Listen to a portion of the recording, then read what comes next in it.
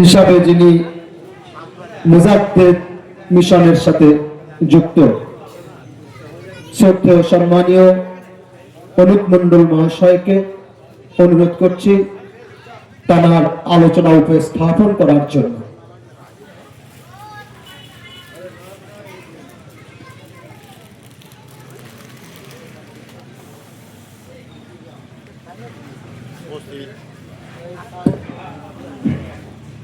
উপস্থিত এখানে যারা আছেন তাদের প্রত্যেককে আমি আমার প্রভু যীশু খ্রিস্টের নামে প্রীতি ও শুভেচ্ছা জানাই। আমরা এই মুজাদ্দেদ মিশনের যে সভা আমরা করি, এই সভা জাতি ধর্ম বর্ণ নির্বিশেষে বিভিন্ন ধর্মের ধর্মগুরুরা আমরা উপস্থিত হই এবং বিভিন্ন ধর্মের কথা আমরা এই মঞ্চ থেকে আপনাদের সামনে আমরা প্রচার করি। জাতি ধর্ম বর্ণ নির্বিশেষে ভারতবর্ষ হচ্ছে একটি গণতান্ত্রিক রাষ্ট্র, আর এই গণতান্ত্রিক রাষ্ট্রে জাতি ধর্ম বর্ণ নির্বিশেষে আমাদের প্রত্যেকের সমান অধিকার আছে, সমান কথা বলার অধিকার আছে, দেশে বসবাস করবার অধিকার আছে।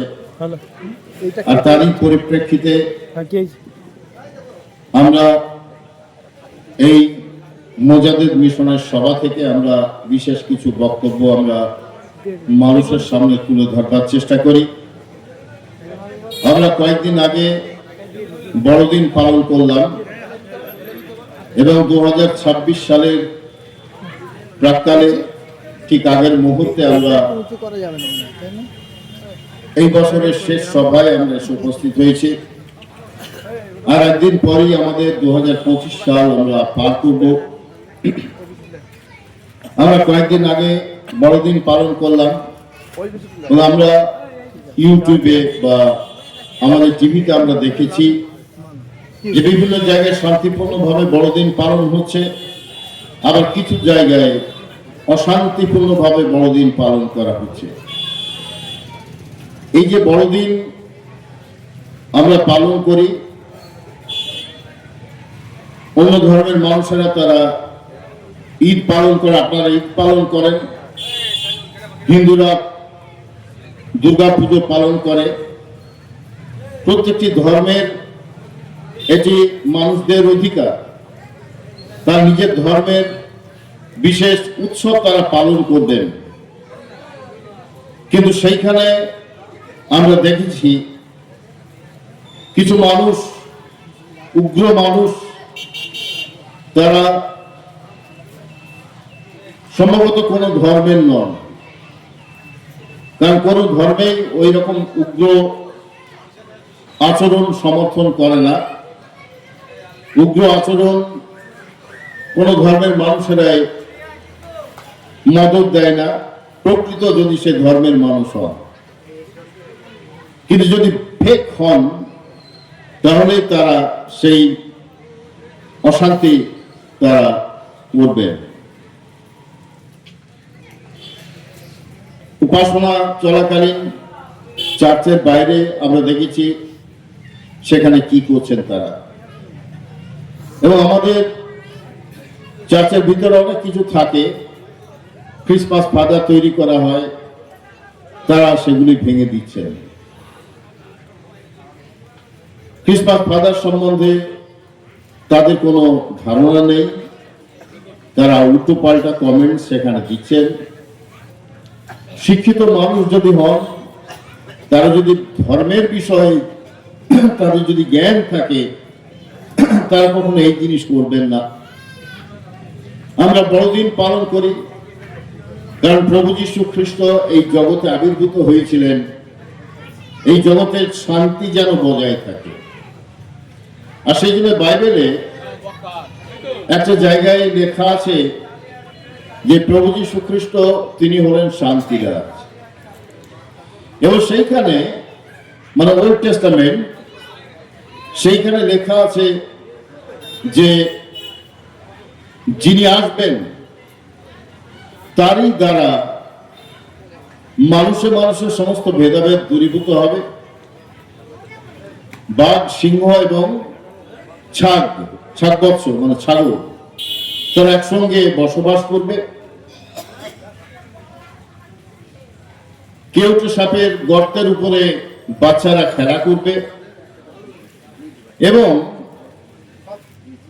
যার অধীনে এটি হবে তিনি একটি শিশু, এবং প্রভু যীশু খ্রিস্টকে সেখানে বলা হচ্ছে শান্তিরাজ, অর্থাৎ শান্তি স্থাপনের জন্য প্রভু যীশু খ্রিস্ট তিনি এই জগতের বুকে আবির্ভূত হবেন।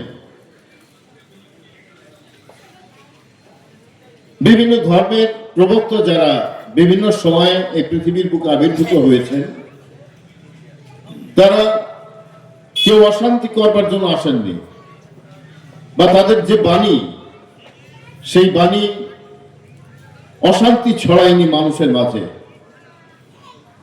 তাদের বাণীর মধ্য দিয়ে মানুষের মাঝে শান্তি স্থাপিত হয়েছিল। তাদের বাণীর মাধ্যমে মানুষে মানুষে বিভেদ যেটি ছিল সেটি দূর হয়েছিল। অর্থাৎ প্রত্যেকটি প্রবক্তা যারা এই পৃথিবীর বুকে আবির্ভূত হয়েছিলেন বা জন্মেছিলেন, তারা কেউ বিভেদ সৃষ্টিকারী ছিলেন না। কিন্তু তাদের যারা অনুসারী, অনেক মানুষ আছেন এরকম, তাদের যারা অনুসারী বলে নিজেদেরকে জাহির করেন, তারা কিন্তু মানুষের মাঝে বিভেদ সৃষ্টি করেন। প্রত্যেকটা ধর্মের মধ্যে আছে দেখবেন। এখন এক বিশেষ ধর্মের মানুষেরা তারা নিজেদেরকে সেই ধর্মের বিশেষ মানুষ বলে মনে করেন। আমি নাম উচ্চারণ করছি না এখানে। এবং তারা সেই ধর্মের বিশেষজ্ঞ হিসাবে তারা কি করে, অন্য ধর্মের উপরে তারা আঘাত আনবার চেষ্টা করে। এই যে যারা করেন তারা কোন ধর্মের মানুষ বলে আমার মনে হয় না। ধর্ম তো মানুষকে ধারণ করে, ধর্ম মানুষকে ধারণ করে এবং মানুষ যেন ধারণ করে মানুষকে সুপথে পরিচালিত করে, সেটাই হলো প্রকৃত ধর্ম। ধর্ম কখনো মানুষকে বিচ্ছেদের পথে নিয়ে যায় না। ধর্ম মানুষকে ধারণ করে অন্যায় করতে, অন্য ধর্মের উপরে আঘাত করতে ধর্ম কখনো শিক্ষা দেয় না। এটি যারা করেন তারা স্বঘোষিত সেই ধর্মের নেতা হিসাবে নিজেদেরকে মনে করেন। আপনারা দেখেছেন কিনা জানি না, আমাদের দেশের প্রধানমন্ত্রী তিনি একটি চার্চে গিয়ে রাত্রেবেলায় তিনি সেই চার্চে আমাদের উপাসনায় যোগ দিয়েছিলেন। এবং আমরা দেখি তার পাশাপাশি একদিকে তিনি চার্চে উপাসনায় যোগ দিচ্ছেন, আরেকদিকে দেখি উগ্র হিন্দুত্ববাদী যারা তারা সেই ধর্মের মানুষদের উপরে অত্যাচার করছেন। দু জায়গায় দুরকম ছবি আমরা দেখতে পাই, এটা সমর্থনযোগ্য নয়। প্রভু যীশু খ্রিস্ট তিনি এই পৃথিবীর বুকে আবির্ভূত হয়েছিলেন শান্তি নিয়ে, আর সেই জন্য তাকে শান্তিরাজ বলে অভিহিত করা হয়। আর যীশু খ্রিস্ট কোন ধর্ম প্রচার করবার জন্য পৃথিবীর বুকে আবির্ভূত হননি। তিনি যে ধর্ম প্রচার করেছিলেন সেটি হলো মানব ধর্ম। খ্রিস্টান ধর্ম শুরু হয় তার মৃত্যুর বেশ কিছুদিন পর। তার মৃত্যুর বেশ কিছুদিন পরে খ্রিস্টান ধর্মের শুরু। কিন্তু তার আগে যীশু খ্রিস্ট যতদিন এই পৃথিবীর বুকে ছিলেন তিনি মানুষের মাঝে তিনি কাজ করেছিলেন, অন্ধকে চোখদান করেছিলেন, খঞ্জকে হাঁটবার সুযোগ দিয়েছিলেন, মৃত মানুষের জীবন দান করেছিলেন। তিনি বিশেষ কোনো ধর্মের মানুষের কাছে তিনি যাননি, তিনি সমস্ত জগতের সব ধর্মের মানুষের কাছে তিনি পৌঁছেছিলেন। বিশেষ কোনো গোষ্ঠীর জন্য তিনি আসেননি, বিশেষ কোনো ধর্মের জন্য তিনি আসেননি, তিনি জগতের মানুষের জন্য এসেছিলেন। আর তাই প্রভু যীশু খ্রিস্ট তিনি শুধুমাত্র খ্রিস্টানদের যিশু নন, তিনি সর্বমানবের সর্বজগতের যিশু। তার কাছে কোনো ভেদাভেদ ছিল না, জাতিভেদ ছিল না। তিনি জাতি, ধর্ম, বর্ণ নির্বিশেষে প্রত্যেকটি মানুষকে তিনি মূল্য দিয়েছিলেন। আর তাই যীশু খ্রিস্ট হলেন বিশ্বজনীন, বিশ্বজনীন সকলে। আর সেই জন্য তিনি পৃথিবীর বুকে আবির্ভূত হয়েছিলেন। আমরা সেই বড়দিন পালন করলাম। বড়দিন মানে যিশুর জন্মের দিন। এটাকে ইংরেজিতে বলা হয় ক্রিসমাস। ক্রিসমাস, এই ক্রিসমাস কথাটা এসছে ক্রাইস্ট মাস, এই কথা থেকে। ক্রাইস্ট মানে হচ্ছে যিশু, আর মাস মানে হচ্ছে জনতা। জনতা, মাস মানে হচ্ছে জনতা। তিনি, তার জন্মদিন হলো জনতার উদ্দেশ্যে। তিনি জগতে এসেছিলেন জনতার জন্য, মানুষের জন্য। তিনি নিজের জন্য কখনো কিছু ভাবেননি, তিনি ভেবেছিলেন জগতের মানুষের জন্য। আর তাই তার জন্মদিনকে বলা হয় খ্রিস্টমাস বা ক্রাইস্ট মাস। তিনি জনতার জন্য এসেছিলেন। মাস মানে হচ্ছে জনতা একদিক দিয়ে, আর মাস মানে হচ্ছে মরণ, মৃত্যু। একটা ভাষায় মাস, MASS, মাস মানে হচ্ছে জনতা, আর MAS মানে হচ্ছে না, MASS হচ্ছে জনতা, আর MASS মানে একই বানান, তার মানে হচ্ছে মৃত্যু। তার মানে তিনি, যীশু খ্রিস্ট পৃথিবীর বুকে আবির্ভূত হয়েছিলেন মানুষের জন্য, এবং মানুষেরই জন্য তিনি মৃত্যুবরণ করেছিলেন। সেই জন্যে এই বড়দিনকে বলা হয় খ্রিস্টমাস বা ক্রাইস্ট মাস। জনতা এবং জনতার উদ্দেশ্যে তার মৃত্যু, এই জন্যই বড়দিন পালন করা হয়। শান্তিরাজ, তিনি জগতের শান্তি নিয়ে আবির্ভূত হয়েছিলেন। কিন্তু আজকে আমাদের মধ্যে, সারা দেশে আমরা দেখি, সারা দেশে অশান্তি, সারা দেশ আজকে অশান্ত। আগে এই জিনিস ছিল না। ধর্ম, যে যার ধর্ম তারা পালন করতেন। আজকে বিভিন্ন ধর্মের ক্ষেত্রে দেখি বাধা দেওয়া হয়। কেন? আজকে আমাদের ধর্ম আমরা আমাদের মতো পালন করব। ইসলাম ধর্মের মানুষেরা তারা ইসলাম ধর্ম পালন করবে, অন্য হিন্দু ধর্মের মানুষেরা তারা হিন্দু ধর্ম পালন করবে। কেউ কারোকে তো বাধা দেয় না। কিন্তু সেইখানে এই জিনিসটা কেন হবে? কারণ আমাদের মধ্যে সেই ধৈর্য নেই, সেই ভালোবাসা নেই একে অপরের মধ্যে। বাইবেলে বলছে তোমরা প্রতিবেশীকে আপনার মতো প্রেম করিবে।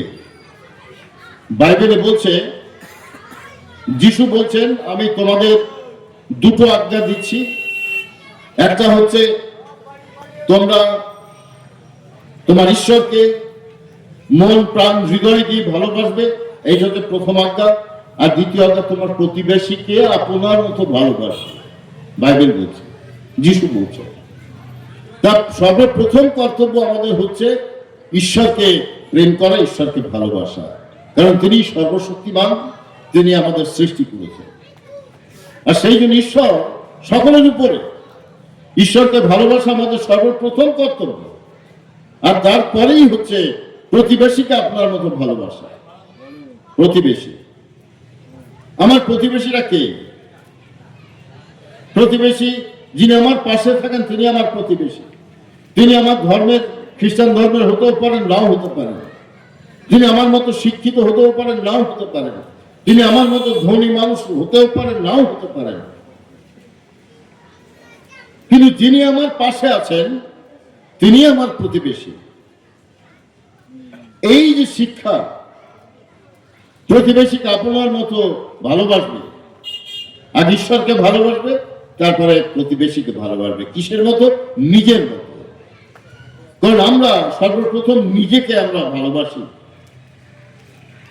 ঠিক তেমনি নিজেকে যেমন আমরা ভালোবাসি, ঠিক তেমনি আমরা প্রতিবেশীকেও সেইভাবে ভালোবাসবো। প্রতিবেশীকে যখন আমরা ভালোবাসতে শিখবো, তখনই জানবো যে আমরা প্রকৃত ধর্মের পথে আমরা এগিয়ে চলেছি। কারণ সেই প্রতিবেশী আমার ধর্মের নাও হতে পারে, আমার সমতুল্য নাও হতে পারে। সেই প্রতিবেশীকে যখন আমি নিজের মতো ভালোবাসতে পারবো, তখন জানবো যে আমার ধর্মপথে আমি একটু হলেও আমি এগিয়ে গিয়েছি। যদি প্রতিবেশীকে ভালো না বাসতে পারি, তাহলে কোন ধর্মের, যে ধর্মের মানুষই আমরা হই না কেন, আমরা কোন ধর্মই সেইভাবে আমরা পালন করতে পারবো না। আজকে প্রতিবেশীকে যদি অন্যরা ভালোবাসতে পারতেন, তাহলে প্রতিবেশী যখন তার ফেস্টিভ্যাল যখন তারা করেন, তখন সেই ফেস্টিভ্যালে গিয়ে তারা বাধা দিতে পারেন না। যদি প্রতিবেশীর প্রতি আমাদের ভালোবাসা থাকে, যদি প্রতিবেশীর প্রতি ভালোবাসা না থাকে, তাহলে আমাদের যে পরব বা আমাদের যে অনুষ্ঠান, সেই অনুষ্ঠানে তারা বাধা দিতে পারে না। সত্যিকারের প্রতিবেশী যদি হন, তাহলে তারাও আমাদের সঙ্গে, আমাদের এই ফেস্টিভ্যালে তারাও যোগ দেবে, বড়দিনে তারাও আমাদের সঙ্গে আনন্দ করবেন, ঈদে তারাও আমার সঙ্গে আনন্দ করবেন, পুজোতে তারাও আমাদের সঙ্গে আনন্দ করবেন। যদি প্রতিবেশীকে আমরা সত্যিই ভালোবাসতে পারি, আর যদি প্রতিবেশীকে আমরা ভালো না বাসতে পারি, তাহলে কোন ধর্মই আমাদের কাছে ধর্মরূপে চিহ্নিত হবে না। জানবো যে যে ধর্ম আমাদেরকে ধারণ করে, আমাদেরকে ভালো পথে পরিচালিত করে, যে ধর্ম ধারণ করে আমাদেরকে সুপথে পরিচালিত করে, সেই ধর্মের মানুষ আমরা নই। আমরা ধর্ম আমরা পালন করি না।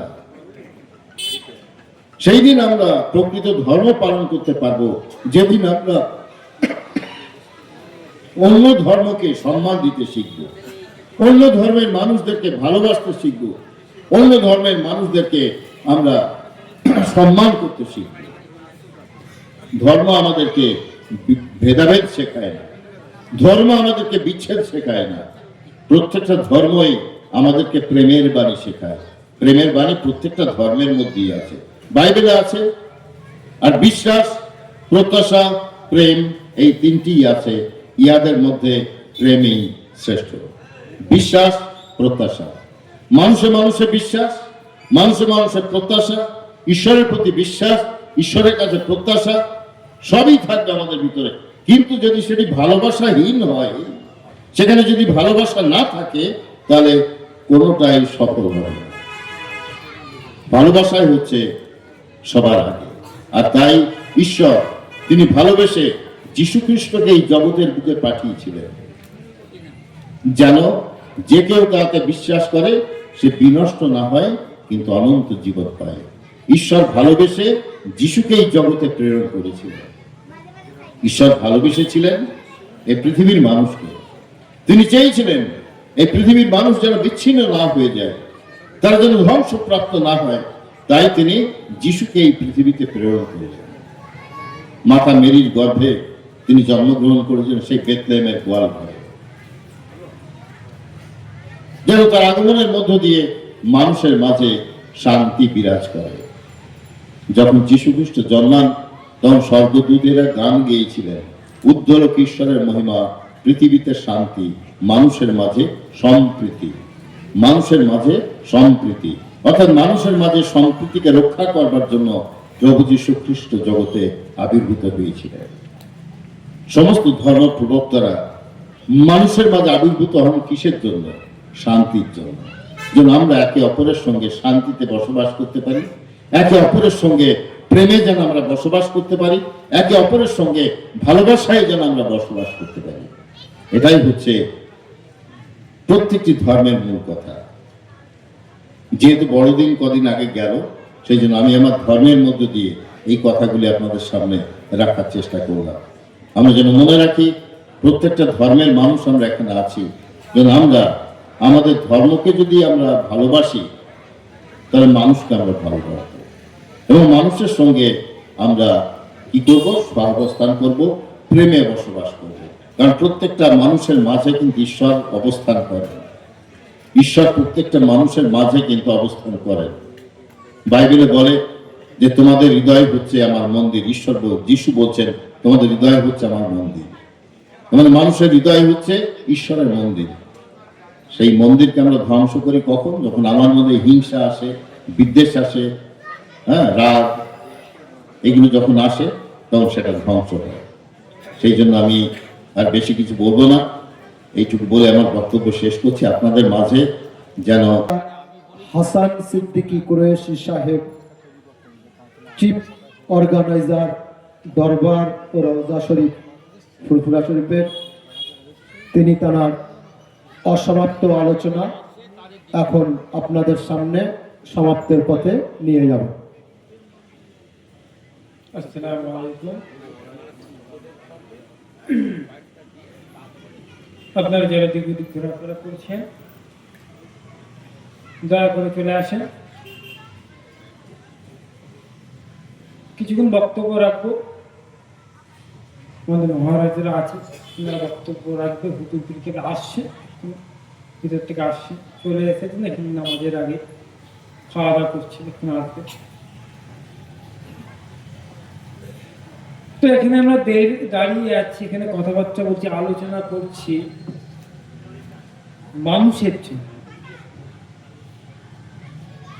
আল্লাহ রাব্বুল আলামিন কোরআনে মাজিদে বলছে, ওয়ামান আহইয়াহা ফাকানা মা আহইয়া নাসা জামিয়া। যারা হাফেজ আছেন, এই আয়াতে কারিমাতে আপনি কোরআন সূরা মাইদা 32 নম্বর আয়াতে দেখে নেবেন। কত নম্বর আয়াত? মাইদা 32, 8 নম্বর বলে দিচ্ছি।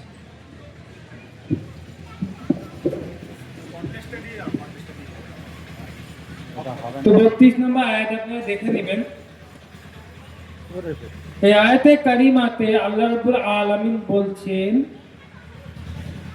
মানুষকে বাঁচাও। কোন ব্যক্তি যদি মানুষের জান বাঁচায়, সে মানুষের জান নয়, সে একটা মানব জাতির জান বাঁচায়। আল্লাহ রাব্বুল আলামিন এই আয়াতে কারিমার মধ্যে কোন ধর্ম বলিনি, কোন জাতি বলিনি, কোন কম বলিনি, একটাই কথা, মানুষ মানুষ মানুষ। সেই মানুষতার স্বার্থের জন্য আমরা এখানে আসা। স্বার্থ কি? মানুষতা। যেই স্বার্থ আমি নয়, বড় বড় যারা আমাদের গুরুরা ছিল, দেশ প্রেমিক মানুষেরা ছিলেন, গান্ধীজি থেকে শুরু করে জওহরলাল নেহরু থেকে শুরু করে যারাই ছিল, তাদের মধ্যে, তাদের অন্তরের মধ্যে একটা ছিল মানব জাতি প্রেম। তারা দেশের জন্য কেন লড়েছিলেন? কি দরকার? লড়াই এই কারণে করেছিলেন যেন মানুষের কষ্ট হচ্ছে, মানুষ কষ্টের মধ্যে আছে, মানুষের কষ্ট কম হয়, সেই কারণে নিজের জীবনটাকে দেশের জন্য দিয়ে দিয়েছিলেন। তো সেই কথা আল্লাহ রাব্বুল আলামিন কোরআনে মাজিদেও বলছে। কোন মানুষের হেল্প, জান বাঁচানো থেকে শুরু করে, এই আয়াতে কারিমার একটা মানে নয়, বিভিন্ন মানে হবে। কারণ কোরআন আল্লাহ রাব্বুল আলামিন বলছে, দুনিয়া যেই থেকে শুরু হয়েছে, দুনিয়া যেই থেকে শুরু হয়েছে শেষ হওয়ার বাদে পর্যন্ত এবং শুরু হওয়ার আগে পর্যন্ত আমি আল্লাহ কোরআনে সেটাও লিখে দিয়েছি। আমি আল্লাহ সেটাও কোরআনে লিখে দিয়েছি। তাই জন্য এই আয়াতে কারিমার একটা মানে না, বিভিন্ন মানে হবে আল্লাহর কোরআনের নিয়ে। এবং হুজুরে পাক নূরে নবী মুহাম্মদ মুস্তাফা সাল্লাল্লাহু আলাইহি ওয়াসাল্লাম ইয়েতিমের নবী ছিলেন। এইটা রাসূলুল্লাহ পাক নূরে নবী মুহাম্মদ মুস্তাফা সাল্লাল্লাহু আলাইহি ওয়াসাল্লামের চিন্তা ভাবনা ছিল। আমরা বলি আশিকে রাসূল, আমরা মুহাম্মদ সাল্লাল্লাহু আলাইহি ওয়াসাল্লামকে অনেক মহব্বত করি, ভালোবাসি, বলি তো। ভালোবাসার ডেফিনেশনটা কি জানেন আপনারা? ভালোবাসার ডেফিনেশন হলো তুমি যখন মুহাম্মদকে ভালোবাসবে, তোমার অন্তরে শুধু মুহাম্মদের কথা থাকবে, তোমার অন্তরে তোমার কথা থাকবে না, তোমার অন্তরটাই মুহাম্মদের হয়ে যাবে। বুঝতে পারলেন কি বললাম? তোমার অন্তরটা মুহাম্মাদের হয়ে যাবে, তোমার অন্তরটা তোমার আর থাকবে না, তোমার অন্তরটা মুহাম্মাদের হয়ে যাবে। এইটা হলো মুহাম্মদ সাল্লাল্লাহু আলাইহি সাল্লামের মহব্বত, ভালোবাসা। তোমার কথাবার্তা মুহাম্মদ সাল্লাল্লাহু আলাইহি সাল্লামের সঙ্গে মিল খাবে। ভাই মুহাম্মদ সাল্লাল্লাহু আলাইহি সাল্লাম যে কথা বলেছে সে কথা তুমি বলবে। তোমার মনের কথাগুলো ওরকম হবে যেভাবে মুহাম্মদ সাল্লাল্লাহু আলাইহি সাল্লাম ভাবতো। তোমার অন্তরে কথা রাখবে আমার রাসূলের সুন্নতকে আমাকে পালন করতে হবে, মানুষের জন্য নয়, রাসূলের মহব্বতের জন্য আমাকে রাসূলের সুন্নতটা পালন করতে হবে। এই মহব্বত এবং আমার রাসূলুল্লাহ সাল্লাল্লাহু আলাইহি সাল্লামের জীবন চরিত্রটাকে পুরো নিজের জীবন চরিত্রের মধ্যে এনে নিতে হবে। তাকে বলে আশিকে রাসূল। এমন ভাবে নামাজ আদায় করতে হবে যে নামাজ আদায় করাটা এখনকার থেকে অনেক কঠিন ব্যাপার, সেইভাবে নামাজ আদায় করতে হবে। আমরা সকলে চেষ্টা করব কি কিছু আলোচনা করলাম মহব্বত নিয়ে, ইসলামকে নিয়ে।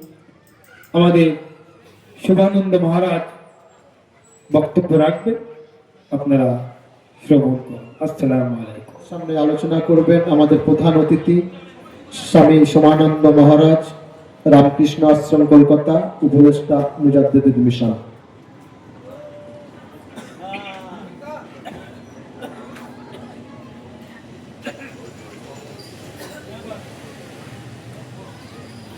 ওম স্বপকায় ধর্মস্ব সর্বধর্ম স্বরূপিণে অবতার বরিষ্ঠায় শ্রীরামকৃষ্ণায় নমঃ। আপনাদের এখানে আজ প্রায় 37 এই পূজাদের মিশনের হয়ে 37 বছর ধরে বক্তৃতা দিচ্ছি।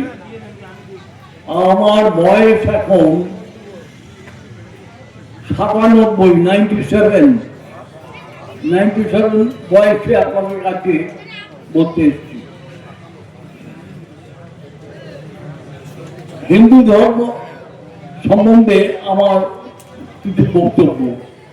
পীর সাহেব এই মুজাহিদ মিশন নিয়ে যে কাজ করে চলেছেন তার প্রধান দুটো উদ্দেশ্য। প্রথম হচ্ছে এই সর্বধর্ম সম্মেলনে সবাই সবার ধর্ম সম্বন্ধে বক্তব্য। বিবেকানন্দ এরা বলে যাচ্ছে সম্প্রীতি রক্ষা করো, সব ধর্মকে মানো এবং সব ধর্মই ধর্ম। তারা কেউ ছোট নয়, কেউ বড় নয়, এই এক ঈশ্বর আল্লাহকেই তার শেষ। তাই উনি আর ওই যে পীর সাহেব যে সেবার কথা বলছেন, স্বামী বিবেকানন্দ সেবার উপর খুব জোর দিয়েছিলেন। ব্রিটিশরা যখন এদের শাসন করে তখন ভারতবর্ষের লোকেরা অত্যন্ত কষ্টে বাস করত, খুব কষ্টে বাস করত, আহার জোগাতে পারত না। উনি পরিব্রাজকে সারা ভারতবর্ষ হেঁটে এসব দেখেছেন। তাই তিনি মানুষের সেবার উপর সবচেয়ে বড় জোর দিয়েছিলেন। সেই বড় জোর দিতে গিয়ে তিনি এমন বলেছেন যে আমাদের যে হিন্দুর এত মঠ মন্দির আছে 50 বছরের জন্য বন্ধ হয়ে যাক, যেসব খরচ করা হয় ওই মঠ মন্দিরে সেই পয়সা মানুষের সেবা করো, তাহলেই ঈশ্বরের সেবা করা হবে। সেই জন্য আমি প্রথম যে শ্লোকটি উচ্চারণ করলাম সেই তাকে বলছে যে সব শ্রীরামকৃষ্ণদেব হচ্ছেন সর্ব ধর্মের স্বরূপ আর অবতারের শ্রেষ্ঠ।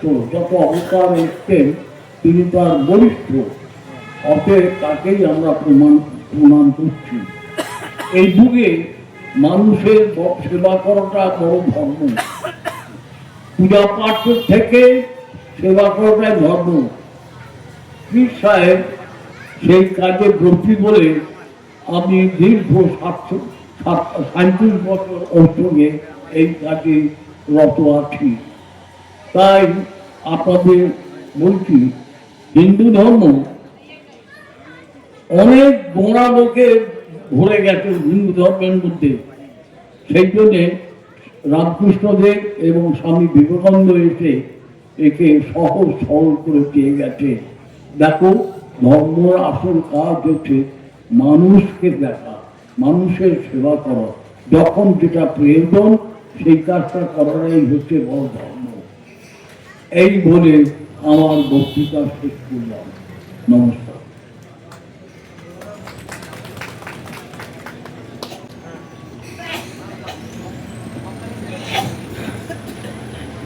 আমরা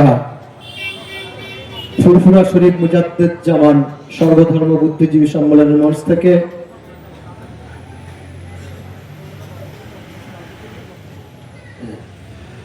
আমরা আমাদের প্রধান অতিথি হিসাবে যিনি উপস্থিত আছেন স্বামী সমানন্দ মহারাজ, শ্রদ্ধেয় সম্মানীয়, ওনাকে আমরা শুভেচ্ছা অভিনন্দন জানাই। এখন আপনাদের সামনে এই সর্বধর্ম বুদ্ধিজীবী সম্মেলনে তিনি তার অভিমত প্রকাশ করবেন।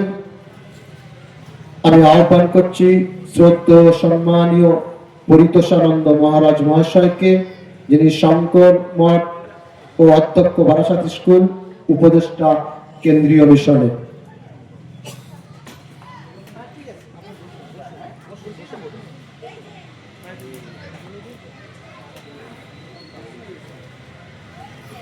মুজাদ্দেদ মিশন ফুরফুরা শরীফের অনুপ্রেরণায় আজকে এই সর্বধর্ম সম্মেলন মধ্যমগ্রামে উপস্থিত পীরজাদা কুতুবউদ্দিন সিদ্দিকী মহোদয় মহারাজ ছিলেন, রেভারেন্ড, অন্যান্য উপস্থিত আমার ভাই বোনেরা এবং মায়েরা, প্রত্যেককে আমার সনাতনীদের পক্ষ থেকে শুভেচ্ছা, প্রীতি এবং অভিনন্দন গ্রহণ করবেন। আমি একজন হিন্দু সন্ন্যাসী, আপনারা দেখে বুঝতে পারছেন। সুতরাং ধর্মের মূল তত্ত্বের দিকে যেতে গেলে, ধর্মীয়ভাবে বলতে গেলে হয়তো বোধগম্য হবে না। আমি সর্বধর্ম সমন্বয়ের পরিপ্রেক্ষিতে আমি যা অধ্যয়ন করেছি বা যা জেনেছি, আমাদেরকে পড়তেই হয়, জানতে হয়। সুতরাং আমরা যা জেনেছি তার দিয়ে আপনাদেরকে সাধারণভাবে বোঝানোর চেষ্টা করছি। ধর্ম সম্পর্কে আমরা প্রত্যেকে একটা ধারণা, হিন্দু ধর্ম, মুসলিম ধর্ম, জৈন ধর্ম, খ্রিস্টান ধর্ম ইত্যাদি ইত্যাদি অনেক ধর্মের কথা আমরা সমস্ত পৃথিবীতে আমরা ধারণা করি। আসলে আমি যেটুকু উপলব্ধি অনুভূতি করছি, ধর্ম কিন্তু ভিন্ন ভিন্ন নয়, ধর্ম একটা। আমি উদাহরণস্বরূপ আমি বলছি, আমার ধর্মগ্রন্থ, আমি সনাতনী হিন্দু বলছি, ঠিক এই হিন্দুরাই হিন্দু একটু ছোট করে বলা হয়, ধর্মটা হবে সনাতন ধর্ম। তো সনাতন ধর্মের মূল ধর্মগ্রন্থ হলো বেদ। আপনারাও জানেন, আপনারা যে অধ্যয়ন কম করেন তাই না, আপনারাও জানেন বেদ। বেদের মূল কথা হলো যে এক ব্রহ্ম, দ্বিতীয় নাস্তি। অর্থাৎ আপনারাও যা বলেন আমরাও তাই বলি, এক আল্লাহ, লা শরীক, আল্লাহর কোনো শরীক নেই। যেতে হবে, প্যারাডাইস যেতে হবে। সুতরাং যথাযথভাবে যদি আমরা পালন করি তাইলে আমাদের জীবন সার্থক হবে। যদি তার অন্যতা হয়, আমরা আচরণ পালন করতে গিয়ে একই জগৎ পিতার সন্তান হয়ে পরস্পরের মধ্যে হানাহানি, পরস্পরের মধ্যে হিংসা বিদ্বেষ যদি আমরা সমাজে করি, সমাজ বিশৃঙ্খল হবে। শুধু তাই নয়, আমার মধ্যে যে ঈশ্বরের সেই স্রষ্টার যেই শক্তিটা বিরাজ করছে সেটাও কলুষিত হবে। সেটা কলুষিত হওয়া মানে আমি আল্লাহর থেকে, ঈশ্বরের থেকে, ভগবানের থেকে দূরে থেকে যাওয়া। সুতরাং আমি কথা দীর্ঘায়িত করলাম, বক্তব্য দিতে গেলে তো সারা রাত বললো, কিন্তু শেষ মোড়া ধর্মের কথা। তাই একটা মুসলিম ভাইদের একটা জিনিস আমার কাছে ভালো লাগে, মসজিদে যাওয়ার সময় ওনারা অজু করেন। অজুর সিস্টেম, জলের মধ্যে দাঁড়িয়ে হাতটা ধুয়ে নিচ্ছে, পা ধুয়ে নিচ্ছে, কান ধুয়ে নিচ্ছে, চোখে জল দিচ্ছে, মুখে কুলকুচো করে জল ফেলছে। অজু মানে পবিত্রতা। আমি আল্লাহর ঘরে যাচ্ছি, আমি ইবাদত করতে যাচ্ছি, উপাসনা করতে যাচ্ছি, প্রার্থনা করতে যাচ্ছি, আল্লাহকে ডাকবো। আমি পবিত্র হচ্ছে। মুখ কোনো মিথ্যা কথা বলবে না, কান কোনো কুকথা শুনবে না, চোখ কোনো কুদৃষ্টি দেখবে না, হাত কোনো কুকর্ম করবে না, পা কোনো কু জায়গায় যাবে না। শুধু এই কথাটা যদি আমরা প্রত্যেক বিবেকবান মানুষ যদি সমাজের প্রতি ক্ষেত্রে, প্রতিটা স্টেপে, আমরা ঘরের কাজ করছি, সমাজের কাজ করছি, দেশের কাজ করছি, এবং অন্যান্য যে কাজই করি না কেন সদা খেয়াল রাখতে হবে চোখ যেন আমাকে কোনো খারাপ দৃষ্টি না দেখে, কান যেন কোনো খারাপ কথা না শুনে, মুখ যেন কোনো কুবাক্য না বলে, আর হাত কোনো খারাপ কাজ না করে, পা যেন কুস্থানে গমন না করে। তাইলে আমি একজন পরিপূর্ণ মানুষ হব। আর পরিপূর্ণ যদি মানুষ হই, মানুষত্ব, মানবতা এমনি জেগে উঠবে আপনার ভিতর। কে যদি এই কথা মনে থাকে যে তিনি তো একজন জগৎ স্রষ্টা, তো একজন, আমি তারই সন্তান, সুতরাং ভাইয়ে ভাইয়ে আমরা ভেদাভেদ করবো না, আমরা তো সবাই ভাই ভাই, আমরা সবাই ভাই ভাই মিলেমিশে থাকবো, আমাদের মধ্যে পরস্পরের মধ্যে কোনো হিংসা বিদ্বেষ চালাবো না, তাই আমরা সুখী হব, সুখী সমাজ হব এবং নিজেও আমরা জীবনটাকে সার্থক করতে পারবো। আমি বেশি কিছু আর বলবো না। আমরা এই দেশ ভারতবর্ষ, এই দেশে আমরা 140 কোটি লোক বাস করি, বিভিন্ন ধর্মের লোক আমরা আছি। সুতরাং এই আমার মা যেমন আমাকে খাওয়িয়ে পরিয়ে বড় করে তুলেছেন, মার প্রতি যেমন আমার কর্তব্য, অনুরূপ ভাবে এই দেশমাতা, এই ভারতবর্ষ আমাকে খাওয়িয়ে পরিয়ে যেন বাঁচিয়েছে, এই দেশমাতার প্রতি আমার সুদৃষ্টি, যেন আমার দেশের প্রতি কেউ কোনো রকম ক্ষতি করতে না পারে, কোনো রকম ষড়যন্ত্রের শিকার না হয়, সেদিকে লক্ষ্য রেখে আমরা নিজেকে গড়ে তুলব, সমাজকে গড়ে। ঠিক আছে, তো কথা হচ্ছে কি জানেন, স্বামী বিবেকানন্দ একদিকে বলছে, হে বীর সাহস অবলম্বন করে আমি ভারতবাসী, ব্রাহ্মণ ভারতবাসী, খ্রিস্টান ভারতবাসী, মুসলিম ভারতবাসী, চন্ডাল ভারতবাসী আমার ভারত। এই যে আপনার বাংলার বুকে যে কথা, যেসব নীতি মহারিষিরা সাধু সন্তরা বলে গেছে, যে পীর ফকির বাংলা তারা বলে গেছে, অন্য যথেষ্ট বড় বড় পুরানো চরিত্র গ্যাস চলে বড় শিক্ষা মুজাদ্দার সাদির রহমতুল্লাহ, বাহাদুর নাট্যমন্দির রহমতুল্লাহ, খাজা বাসুদার রহমতুল্লাহ, নিজামুদ্দিন আউলাম, তাদের জেলা করতে পারবে যে বিরাট বড় লঙ্গরখানা চলছে, সেই লঙ্গরখানায় সববার আপনার এসে থাকতে হবে। আর আমরা দেখুন একশো রেখে করতে আমাদের ভালো লাগে, সর্বধর্মের চেষ্টা লোকে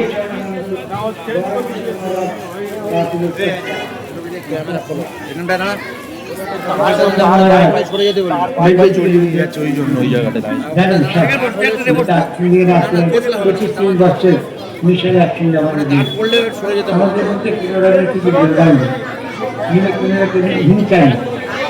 আমাদের এখানে বাইরে থেকে কিছু এসে, ঠিক আছে, আমাদের এসে আমাদের বাংলার হিন্দু মুসলমান যারা রয়েছে আমাদের মধ্যে অশান্তি সৃষ্টি করার চেষ্টা করেছে, আমার যাদের সেটা বলেছে। তোমরা বাইরে থেকে এসে আমাদের বাংলার শান্ত পরিবেশ নষ্ট করছে।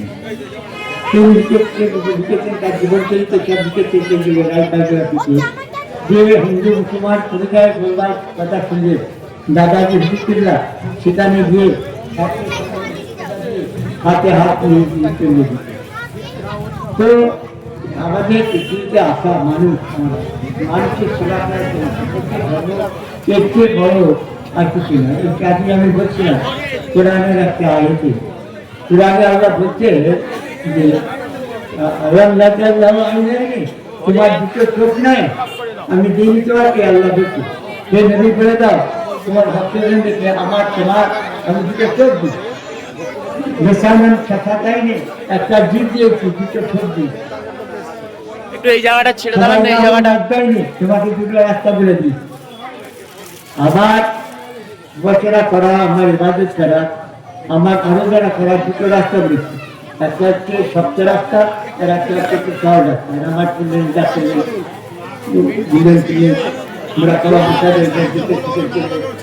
সহজ রাস্তা, কঠিন রাস্তা আচ্ছা এই জায়গাটা একটু এই জায়গাটা বলছে যে কঠিন রাস্তায় কেউ যেতে চায় না,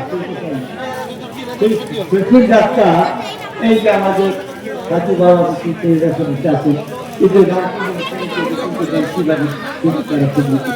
হিন্দু মুসলমান খ্রিস্টান সব তারা খুবই এই যে মানে কষ্টের কঠিন রাস্তা, তাকে হচ্ছে যে গ্রামীণ গ্রামীণ জীবন করা, যে খেতে পাইনি তার উপরে যে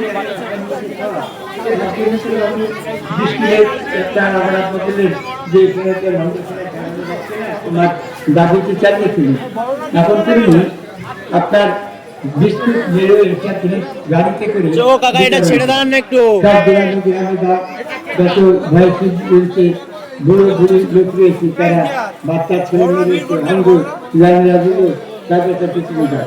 কাপড়, বাচ্চা ছেলেদের কাপড়, মেদিনীপুরের যত আমাদের দাদা আছে তারা তো বহু কাপড় দেয়, তারা বহু কাপড় দেয় না। এই যে বিস্কুট আপনার মেশিনটা খারাপ হচ্ছে, মেশিনটা আপনার চালু হয়নি, তারপরে 2 মিনিটে চালু হয়ে যাবে, ঠিক আছে।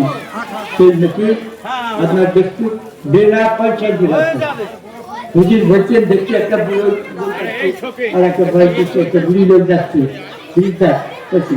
তাকে যে বিস্কুট দেখতে গাছ, যদি তাকে যে লিভার জায়গা না থাকে, পাশে যাতে দোকান টোকান থেকে একটা প্লাস্টিকের বয়ম কিনে দাও, বয়মে ভরে দিয়ে তাকে সেই বিস্কুটটা দাও। এইসব কথা, এইসব কাজ আমাদের যারা বয়োজ্যেষ্ঠ তারা ভুলে দিয়ে গেছে, যে অফিসে বাড়াবাড়ি তারা করে হানানি করে। কোরআনে আল্লাহ এক জায়গায় বলছেন যে তোমরা আল্লাহ ইয়ারুল মুসলিম মিনাল মুফসিদ, কে ভালো কে খারাপ, তার অন্তর ভালো সে ভালো।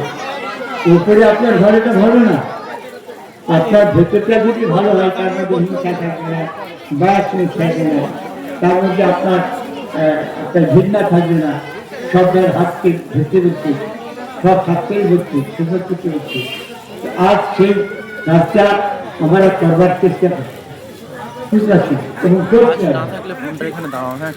আমি আরেকটা মিছিল চেম্বার থেকে এবং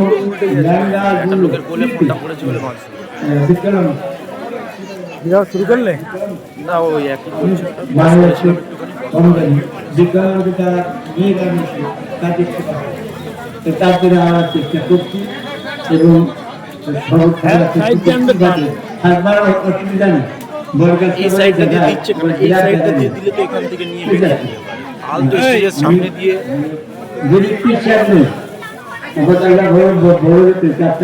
এই সাইডটা দিয়ে দেন না, সামনেটা একটু ছেড়ে দেন না। আমার গাড়িতে বাংলা আসাম বাংলাদেশ, আমার গাড়ি ওখানের বাংলা, ওখানের বাংলা, ঠিক আছে।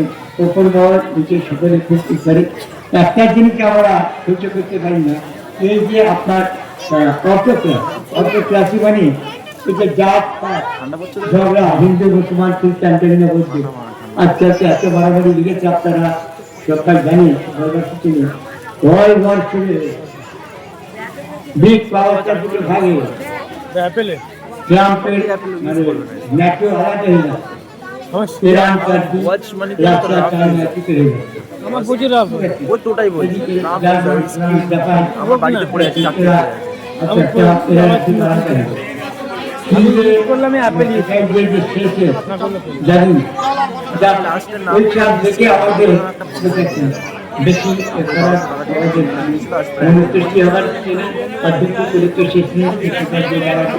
আমরা আমাদের বাংলায় বাঙালি, আমরা এটা আমাদের গর্ব, আমরা বাংলার মা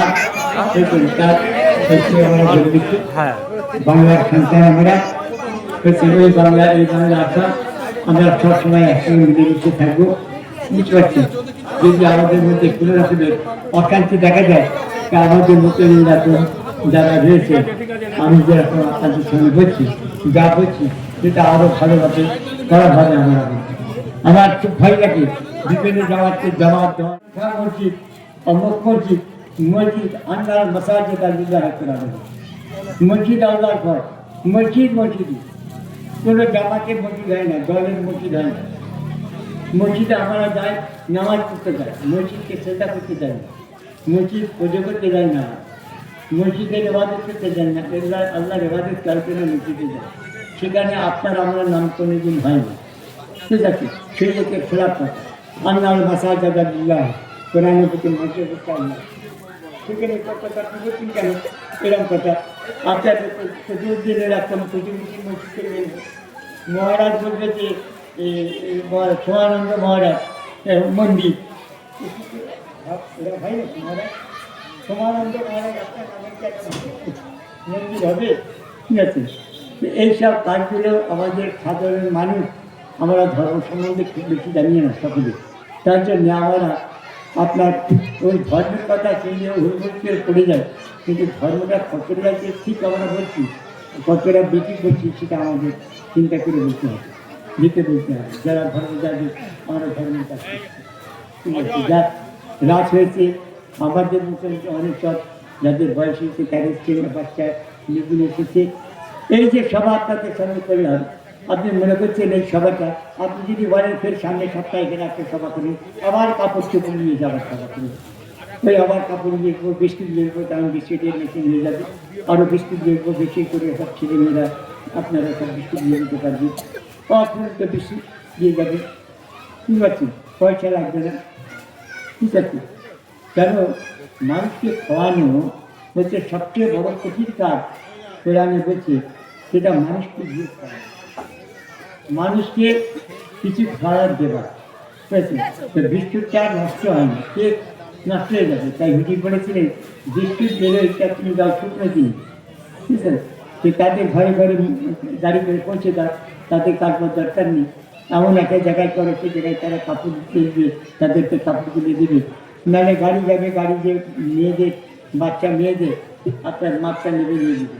হ্যাঁ, যাক, আমার কথা হচ্ছে সেখানে তারপরে আরও এখানে প্রাণী বলছেন যে এদের সেবা করে যারা মাটিতে পড়ে আছে, চোখে অন্ধ, জ্ঞান লাগলে দিতে পারছে, কী হবে বলুন, তার বাচ্চা মেয়ে তার বাচ্চা কে দেবে, আমাকে দিন, আমি দেবো, দিন আপনি 50, 60, 70, 80, 100, 150, 200 দিন। এই যে আপনার রফিক বলে যে দেখতে দেখছি, আর এই যে যার বাড়িতে এসেছি এরা সব হয়েছে, ঠিক আছে, এরা সব আমার দাদুরা এরকম বম্বে, দিল্লি, এলাহাবাদ, লখনৌ, পাঞ্জাব, হায়দ্রাবাদ, ঠিক আছে, দিল্লি, সব জায়গায় আমার দাদু বাংলাদেশে বড় বড় লোক সব মিলে তারা করে করে দেখার নাই, অতএব টাকার অভাব নেই, জিনিসটা দেবার অভাব, কী করে পাওয়া যায়, কে দিয়ে যে দেবে, আপনি দেবেন বলেন প্রত্যেক সপ্তাহে এক ছেলে করে বিস্কুট দেবেন, আপনি শীতে ঠিক যাদেরকে দেবার দরকার বিক্রি না করে দেন, অন্য দিকে না খরচ হয়ে যায়, ঠিক আছে। যাই হোক, আর ঠিক রেজিস্ট্রের বাদে আবার এই যারা এটা ব্যবস্থা করেছেন রসিদ পেয়েছে, তারা আরও অন্য জায়গায় আপনারা ব্যবস্থা করুন, সামনের সপ্তাহে করুন, তারপরের সপ্তাহে করুন, আবার আমি যাবো কাপড় টুকুরে বিস্কুট নিয়ে যাবো, আমরা সপ্তাহে যাবো, আমরা সেই সেখানে করতে যাই, যত গাড়ি পেকে গেছে আমার পেয়ে গেছে, যত দিয়েছে আমাদের কাছে করতে চাই, কেন একসাথে করতে যাচ্ছে, আমাদের বুঝতে চাইছে আপনি যাচ্ছে, আপনারা ক্ষমতায় হিন্দু মুসলমান করে বিবাদ করতে একদম নিচে পড়ে রেখেছে, বাইরে থেকে এসে আমাদের মধ্যে বাংলার মধ্যে এই জিনিস ছড়াতে চেষ্টা করছে। আমার দাদি সাবধান করে দিয়েছেন, আবার আমি সেই জিনিসটা আপনাদের সঙ্গে নির্ভর করে বললাম, এটা আপনারা মনে রাখবেন, আমাদের কাজ করলে আপনি হিন্দু মুসলমান করে আমরা থাকি।